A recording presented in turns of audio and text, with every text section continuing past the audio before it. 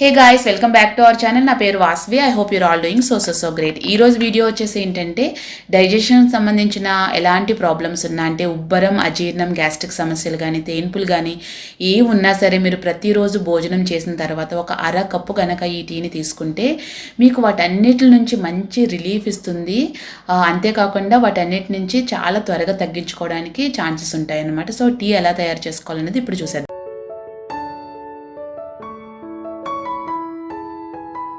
So ముందుగా ఏంటంటే ఈ టీలో 2 టేబుల్ స్పూన్ల సోంపు వాడాలండి. సోంపు ఏంటంటే మన ఇండైజెషన్కి ఏదైతే బ్యాక్టీరియా ఉంటుందో దానిపైన ఫైట్ చేయడానికి చాలా చాలా బాగా పనిచేస్తుంది అనమాట. మెయిన్ అందుకే సోంపు కొంచెం ఎక్కువ క్వాంటిటీలో తీసుకోవాలి. ఆ తర్వాత వచ్చేసి 1 టేబుల్ స్పూన్ వచ్చేసి వాము తీసుకోవాలి. వాము మన డైజెషన్ ప్రాబ్లమ్స్ అన్నిటికీ కూడా ఇన్స్టెంట్ రిలీఫ్, ఎప్పుడు తీసుకుని ఇన్స్టెంట్ రిలీఫ్ ఇస్తుంది. ఆ తర్వాత జీలకర్ర అనమాట. గ్యాస్ట్రిక్ సమస్యలన్నీ కూడా మనం జీలకర్ర రెగ్యులర్గా ఎక్కువ మోతాదులో తీసుకోవడం వల్ల పోతూ ఉంటుంది. తర్వాత వచ్చేసి మిరియాలు మన డైజెషన్ కావాల్సిన యాసిడ్స్ అన్నిటిని చాలా చాలా బాగా ప్రమోట్ చేయగలుగుతుంది. మసాలాలు కూడా అంతేనండి.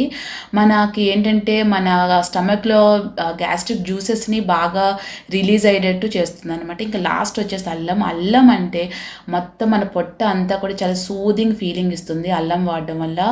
సో అల్లం ఏంటంటే మన టేస్ట్ బర్డ్స్ని ఇంప్రూవ్ చేసి మన డైజెషన్ కావాల్సిన జ్యూసెస్ అన్నిటిని కూడా మనకి రెడీ అయ్యేటట్టు చాలా చాలా హెల్ప్ చేస్తుంది అనమాట. సో తర్వాత చాలా చాలా మెయిన్ ఇంగ్రీడియంట్ ఏంటంటే ఎండు ఖర్జూరాలు.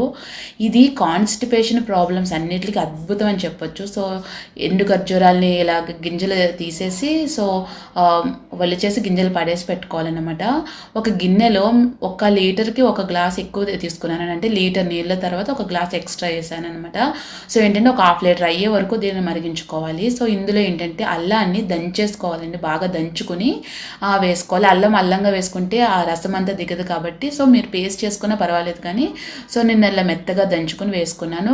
ఆల్రెడీ చెప్పిన మొత్తం మసాలాలన్నీ కూడా అంటే వాము, సోంపు, మిరియాలు, జీలకర్ర, అల్లం, మొత్తం మసాలా, జాజి పువ్వు ఇవన్నీ కూడా చెప్పినవన్నీ కూడా వేసేసుకోవాలి. ఇదేంటంటే మెయిన్గా ఖచ్చితంగా 1 గంట సేపు మరగనివ్వాలి. మూత పెట్టి 1 గంట సేపు మరగనివ్వాలంటే అలా మరగనిస్తే మొత్తము మసాలాలు మనం వేసిన హెర్బ్స్ అన్నిటికి కూడా ఉన్న అంతా మొత్తము ఆ రసమంతా ఆ టీలోకి వెళ్ళిపోతుంది అనమాట. సో ఖచ్చితంగా 1 గంట కంపల్సరీ ఉంచాల్సిందే.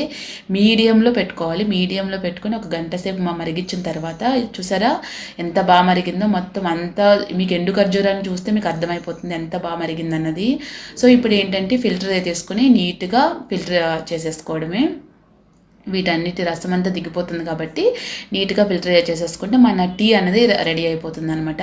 సో మీరు ఈ టీని అంటే చల్లారిన తర్వాత గాజు సీసాలో స్టోర్ చేసుకుని వారం రోజుల పాటు స్టోర్ చేసుకోవచ్చు. ప్రతిరోజు మీరు ఫ్రిడ్జ్లోంచి తీసుకుని 1/2 కప్పు తీసుకుని చక్కగా వేడి చేసుకుని అంటే లైట్గా టీ తాగేటప్పుడు కొద్దిగా తులసి పౌడర్, తర్వాత హనీ, 1 స్పూన్ హనీ, తర్వాత 1/2 లెమన్ కలుపుకొని తాగితే టీ చాలా టేస్టీగా ఉంటుంది.